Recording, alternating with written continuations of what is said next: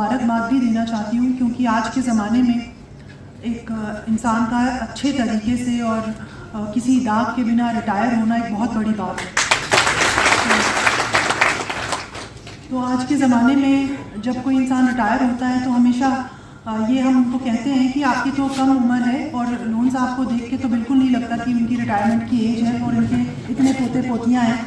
बड़ी खुशी हुई उनको देख के।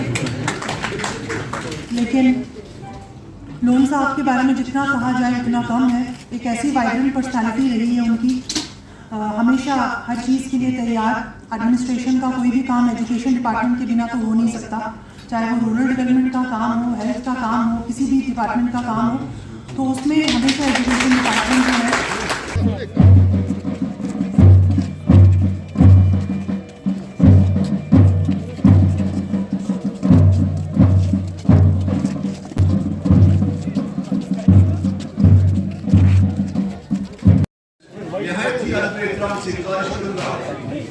आज के मेहमान सुना जाएगा, लेकिन वो दूसरे रोल में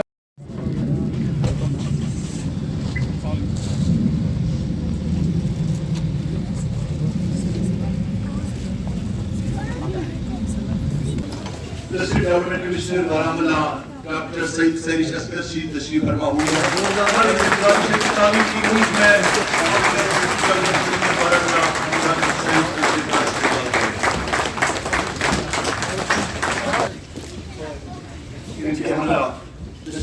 ऑफिसर तशरीफ फरमा हुए।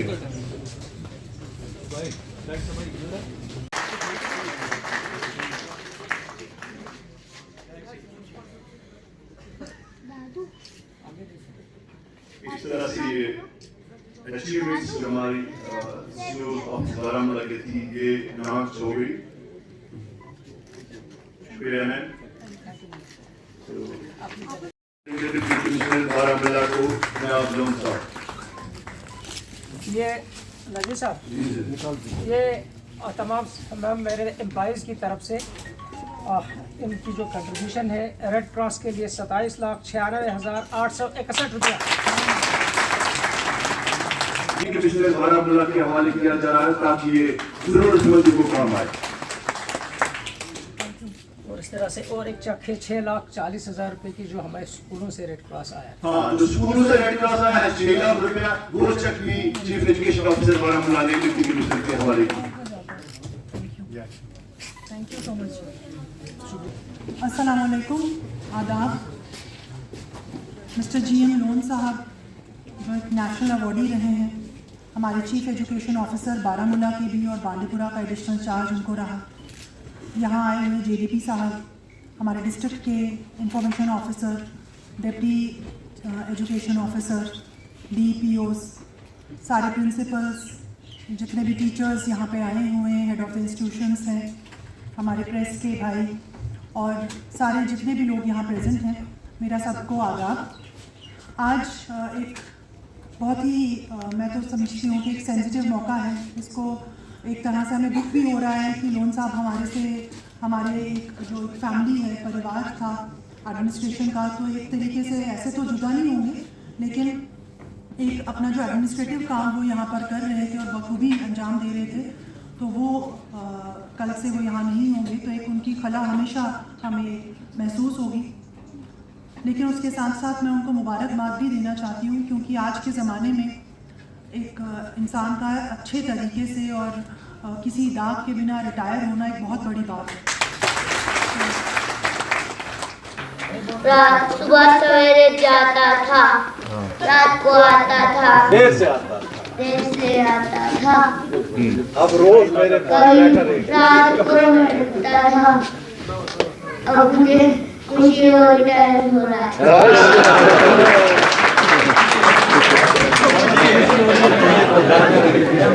लोन साहब की एक प्लस पॉइंट जिसको मैं कहूँ, सबसे पहली खूबी ये कामयाब टीचर है। एडमिनिस्ट्रेशन में बैड में कहूँगा ये एक कामयाब टीचर है, जिसकी वजह से इसकी खदमात को रिकॉग्नाइज किया है ऑल इंडिया लेवल पर।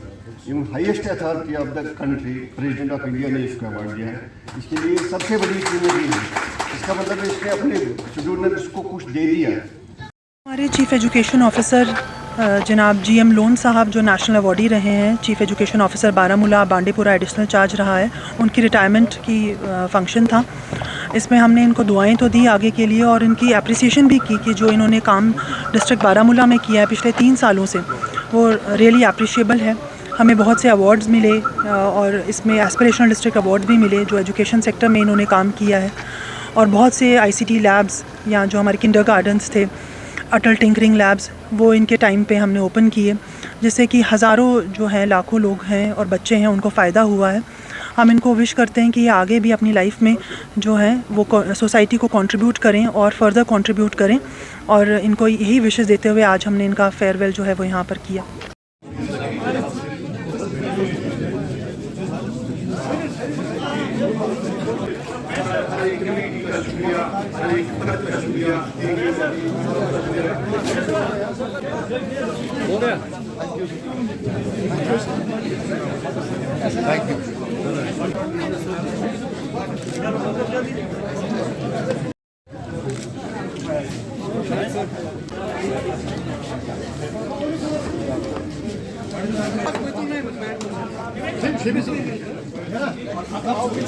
गुंजाइश नहीं, क्या करें। इनायत साहब, आपका ये मकसद है कि ना कि आखिर आप रिटायर हो गए और मैं इंशाल्लाह कल 30 तारीख को ज़रूर रिटायर हो जाऊंगा, अल्लाह ने अगर ज़िंदा रखा। लेकिन जो एक्सपीरियंस रही एज चीफ़ एजुकेशन ऑफिसर, इसे डाउन बिलो जितने भी पोस्ट्स पे मैंने काम किया, चाहे मैं डिप्टी CO था, प्रिंसिपल था, लेक्चरर वगैरह, तो मुझे अच्छी एक एक्सपीरियंस रही एज CO। इसलिए कि जो मेरे मकासद थे कि मैं हर जगह पर, हर स्कूल पर, हर स्टूडेंट के पास, हर पेरेंट के पास पहुंच जाऊं, शायद मेरा वो मकसद पूरा हो गया। और इन 4 बरसों में मेरे जितने भी साथी आपने देखा होगा 24/7 जो मेरे CO ऑफिस में भी काम करते थे, चाहे मेरे इससे पहले 1 साल पहले जब मेरे DRGs थे, ZRPs थे, ZRCs थे, ZCCs थे, कल्चरल कोऑर्डिनेटर था, तो इस तरह से मेरी एक टीम बनी हुई थी मेरे ऑफिस के अंदर, जहाँ मेरे डिप्टी CO, DPO वगैरह सब मिलकर। उसके अलावा जो भी मेरा नॉन टीचिंग था, अगर कल की डेट तक भी आप देखेंगे और आज भी, क्योंकि अभी आज मेरा फेयरवेल हुआ, लेकिन हरगिज़ ये मतलब नहीं कि मैं अपने ऑफिस को छोड़ दूंगा और सीधा घर चला जाऊंगा।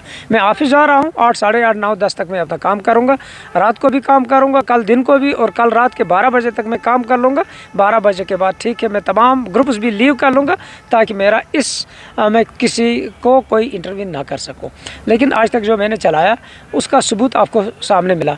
आज 20 दिन से जो इतनी सारी फंक्शंस होती है, हालांकि मैं इन फंक्शंस का कायल नहीं, खाता पीता मैं नहीं हूँ, इसके लिए मुझे कोई परेशानी नहीं है। सिर्फ एक परेशानी मेरी ये है कि किस तरह से अगर कोई टैलेंट अल्लाह ने मुझ में दिया है या कोई चीज़ मुझ में दी है, वो आगे तक बढ़ाए।